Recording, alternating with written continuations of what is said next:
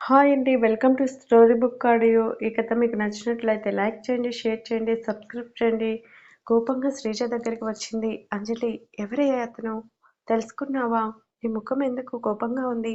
కొంపదీసి నీ best friend kiss kiss చేశాడా ఏంటి? శ్రీజ, ఏంటే బాబు అలా అరుస్తున్నావ్? అరే నీ మెడలో మీ అమ్మ చైన్ ఎలా వచ్చిందే? అంజలి ముఖం కోపంలో ఎర్రబడేసరికి అంజు ఆ పిలుపుకి వెనక్కి తిరిగింది అంజలి. రెండు చేతులు కట్టుకుని చిన్నగా నవ్వుతూ ఆమె వైపే చూస్తున్నాడు రుద్ర. స్టాఫ్ అందరూ భయంగా నుంచున్నారు. ఎందుకో అంజలికి ఒక్క క్షణం ఉండాలని అనిపించలేదు. అందరూ తనని ఆశ్చర్యంగా చూసేసరికి కోపంగా బయటికి వచ్చింది. అంజలి అంజలి ఆమె వెనకే శ్రీజ వెళితే రుద్ర కూడా వెళ్ళాడు. ఏమైందే? నిజం చెప్పనా? చైన్ నీ మెడలోకి రాగానే నీ అందం మరింతగా రెట్టింపయిందే. ఓయ్! ఎందుకంత కోపం అంటూ ముందుకు వచ్చాడు రుద్ర. చూడండి, మీరు ఇలా చేయటం ఏం బాలేదు. అసలు నేను మీకు ఎలా ఫ్రెండ్ని అవుతాను? అసలు నా చైన్ విడిపించటానికి మీరెవరు? శ్రీజకి ఏం అర్థం కాక అయోమయంగా చూస్తుంది. ఏ ఏయ్ ఏంటి ఎప్పుడు చూసినా చిరుబుర్రులాడతావ్? ఆ ముఖంలో నవ్వుండదా? ఉండదు. ఎప్పటికీ ఉండదు. నేను ఎలా ఉంటే మీకెందుకు? మీ హద్దుల్లో మీరు ఉండండి. కోపం వస్తుంది నాకు. రుద్ర వైపుకి తిరిగి నాకైతే కొట్టాలని ఉంది. దా కొట్టు అంటూ అంజలిని మీదికి లాక్కున్నాడు. అంజలి కోపంగా రుద్ర భుజాల మీద కొడుతూ ఏంటి మీరు? అసలు నేను ఎలా కనపడుతున్నాను నీ కంటికి? ఇష్టం వచ్చినట్టు నన్ను ఇలా చేస్తున్నారు. నేనింకా ఏం చేయలేదు. నాకు కానీ తిక్క రేగిందంటే అదే స్టార్ట్ చేస్తాను. ఏంటి స్టార్ట్ చేయమంట ఏంటి స్టార్ట్ చేయమంటావా? ఏంటి స్టార్ట్ చేసేది? రొమాన్స్ అంటూ చిలిపిగా కన్ను కొట్టాడు. అంజలి తన బలం అంతా ఉపయోగించి రుద్ర నుంచి విడిపించుకొని మీ మీద నిజంగానే పోలీస్ కంప్లైంట్ ఇస్తాను. ఇవ్వు, నేను కూడా నీ మీద కంప్లైంట్ ఇస్తాను. అప్పుడు ఇద్దరం ఒకే సెల్లో ఎంచక్కా రొమాన్స్ చేసుకోవచ్చు. బాగుంటుంది కదా పోలీస్ స్టేషన్లో. నిన్ను ఏమనాలో కూడా నాకు అర్థం కావటం లేదు. అంజలి ఆ ఒక్క పిలుపు చాలు. తన్ని ఎంతగా ప్రేమిస్తున్నాడో అంజలి తెలియకుండానే అతని కళ్ళల్లో చూస్తుంది. నువ్వు కొట్టినా తిట్టినా పడతానే. ఎందుకో తెలియదు. నీ కోపమే నా హార్ట్తో పాటు నా మైండ్ని కూడా బాగా డిస్టర్బ్ చేస్తుంది. నవ్వితే ఇంకా బాగుంటాం అని కానీ నవ్వవు. ఆ నవ్వు వెనుక హ్యాపీనెస్ అస్సలు కనిపించదు. కోపమిస్తావ్. ఆ కోపం వెనుక ఏదో తెలియని బాధ. కానీ నీ కోపంలో అర్థం కనిపించదు. ఒక్క ముక్కలో చెప్పాలంటే నువ్వు ఏంటన్నది నీకే అర్థం కాదు. అవును, నాకు నేను ఎప్పటికీ అర్థం కాను. ఇంకా మీకెలా అర్థమవుతాను? పిచ్చిదానా! నిన్ను ఎప్పుడో అర్థం చేసుకున్నానే. ఆ విషయం నీకు తెలియటం లేదు. నువ్వే గుర్తించటం లేదు. షటప్! ఏయ్ ఆపు ఇంక. నువ్వు నీ కోపం చెట్టంత మగాడు వాగేది పట్టించుకోవటం మానేసి ఎప్పుడు కోపం తెచ్చుకుంటావేంటి? ఉఫ్! నీతో వాదించే ఓపిక నాకు లేదు. నీ మాటలు వింటూ కూర్చుంటే నిజంగానే మాయ చేస్తావని కోపంగా శ్రీజ చేతిని పట్టుకొని ముందుకు వెళ్తుంటే అంజలి అంజలి ఆగవే. ఈ చిన్న పిల్లాడి బాధని కాస్త పట్టించుకోవే. నువ్వు చిన్న పిల్లాడివేంటి? పెళ్లి చేయాలే కానీ ఇద్దరు బిడ్డలకి తండ్రివి అవుతావ్. అంజలి దగ్గరగా వచ్చి ఆమె ముందుకు వంగుతూ అయితే నా పిల్లలకి తల్లిగా నువ్వు ఉండొచ్చు కదా? అంజలి ఏడుపు ముఖం పెట్టుకొని చంపేస్తాను నిన్ను. మాటలతో ఎందుకు ఇలా టార్చర్ చేస్తున్నావ్?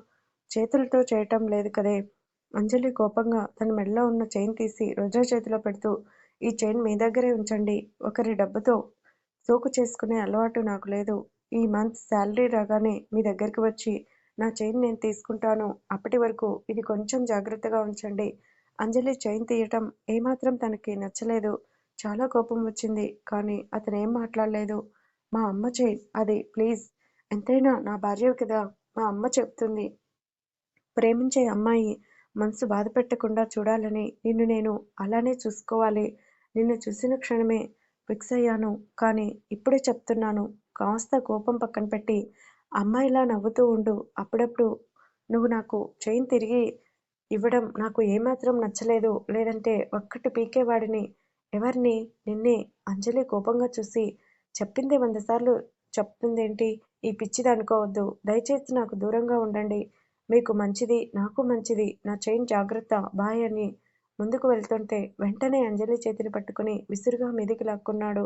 ఊహించని చర్యకి అంజలి షాక్గా చూసింది. నిజంగానే పిచ్చిదానివే. నా ప్రేమ ఎందుకు నీకు కనిపించటం లేదు? ఇప్పుడు నేను చెప్పేది విను. ఏమాత్రం నాకు దూరంగా ఉండాలని చూసినా, నన్ను కాదని మరో మగాడి చూపు నీ మీద పడినా నీకు మంచిది కాదు, నాకు మంచిది కాదు. వెళ్ళు ఆఫీస్‌కని ఆమె చెంపలపై చిన్నగా తడుతూ కాస్త తిను. నువ్వు అనాథవి కాదు. నీకు నేనున్నాను. నీ వెనుక ఏం జరుగుతుందో కూడా నాకు తెలుసు.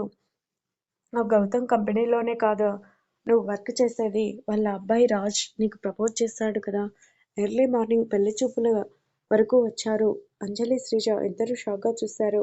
మీ మీ మీకెలా తెలుసు? చెప్పాను కదా నువ్వు నా భార్యవని. నీ ఉనికి కూడా నాకు తెలుస్తుంది. ఇంకోసారి ఆ రాజ్ గాని వెంటపడితే ఇదే చెప్పు. నా జోలికి వస్తే నా మొగుడు రుద్ర ఊరుకోడు అని. ఏంటి అర్థమైందా? అంజలి అలానే చూస్తుండిపోయింది. ఏంటి మాటలు రావటం లేదు? పడిపోయావా? నీకా? నేనా? అస్సలు పడను. ఆ మాటకి వస్తే ఆ రాజుకి నీకు పెద్ద తేడా ఏం లేదు. చూడగానే నువ్వు ఎలా నాకు ప్రపోజ్ చేశావో ఆ రాజు కూడా అలానే ప్రపోజ్ చేస్తాడు. అంటే వాడు నేను ఒకటే అనా? అవును అంటూ కోపంగా రుద్ర కౌగిలి నుంచి విడిపించుకొని దూరంగా జరిగింది. రుద్ర కోపంగా చూసి నీ సంగతి ఇప్పుడు కాదే, నైట్‌కి చెప్తాను అని కోపంగా లోపలికి వెళ్ళాడు. అంజలి గట్టిగా ఊపిరి పీల్చుకొని వదిలి, శ్రీజ వెళ్దాం పద. రుద్ర నిన్ను లవ్ చేస్తున్నాడా? అవును. కానీ ఎందుకు అతనితో అంత కోపంగా మాట్లాడావ్?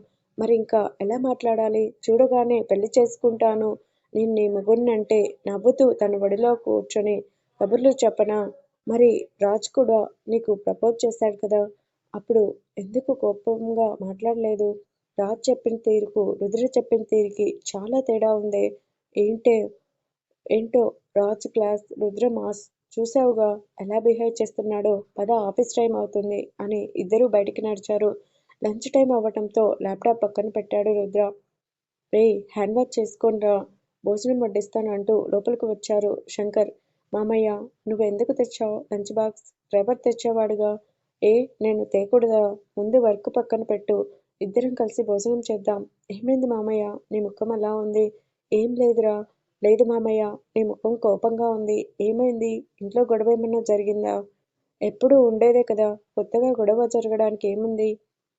అబ్బా ఏం జరిగిందో చెప్పు మామయ్య. మీ నాన్న ఉన్నాడుగా, తార మీద ఫైర్ అయ్యాడు. మీ నాన్నకి ఎన్నిసార్లు చెప్పినా అర్థం కాదేంట్రా? ఎందుకు వదినని తిట్టరు? మీ హేమ అత్త ఉందిగా, అమ్మని చూడ్డానికొచ్చింది. అయితే వాళ్ళకి భోజనం వడ్డించింది. ఆ టైంలోనే మీ నాన్న వచ్చారు. అప్పుడే తార అందరికీ భోజనం వడ్డిస్తూ పొరపాటున మామయ్య రండి, మీకు కూడా భోజనం వడ్డించేస్తాను అన్నది. అంతే. మీ నాన్న నోటికి వచ్చిన మాటలన్నీ విసురుతుంటే అది చాలదు అన్నట్టు మీ హేమ అత్త ఇంకా అగ్గి రాజేసింది. బుచ్ ఏంటో మామయ్య, పెళ్ళై ఇన్ని సంవత్సరాలయింది కానీ వదిన ముఖంలో ఎప్పుడూ సంతోషం చూడలేదు. నాన్న మనసు ఎప్పటికి మారుతుందో నాకు తెలిసి ఎప్పుడూ లేనిది అమ్మకి యాక్సిడెంట్ అయినప్పుడు మీ అత్త పలకరించడానికి వచ్చినప్పుడే అర్థమైంది. చాందినిని నీకు ఇచ్చి పెళ్లి చేసి ఎలా అయినా తారాని బయటికి పంపించి తన పెద్ద కూతురితో మీ అన్నయ్య జీవితాన్ని ముడిపెడదామని చూస్తుంది. ఏంటి మామయ్య నువ్వు చెప్పేది? హేమ అత్త మరీ అంత చెడ్డది కాదుగా. ఆవిడ గురించి నాకు తెలుసురా. తను అనుకున్నది జరక్కపోతే ఎంత దూరమైనా వెళ్తుంది అంటూ రుద్రకి భోజనం వడ్డిస్తూ పాపం తారా గురించి ఆలోచిస్తూనే బాధగా ఉంది. ఎప్పటికి తనకి మనశ్శాంతి ఉంటుందో ఏంటో. వదిన మంచితనమే, చేతకానితనం కనిపిస్తుంది అందరికీ. అవును. ముందు నువ్వు చాందినితో నీతో మాట్లాడావా? లేదు మామయ్య. ఈవినింగ్ మాట్లాడతాను. రేయ్ లేట్ చేయకు. ఇలాంటి విషయాల్లో లేట్ చేయటం అంత మంచిది కాదు. వీలైనంత తొందరగా తనకి నీ ప్రేమ విషయం చెప్పు. చెప్తాను మామయ్య.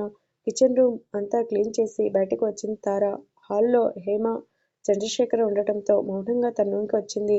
అయ్యో అత్తయ్యకి టాబ్లెట్ ఇవ్వటం మర్చిపోయానంటూ శోభన దగ్గరికి వెళ్ళి, అత్తయ్య అత్తయ్య ఏంటమ్మా? క్షమించండి అత్తయ్య, ఇంటి పనిలో పడి మీకు టాబ్లెట్ ఇవ్వడం మర్చిపోయాను. శోభన తార ముఖం చూస్తుంది.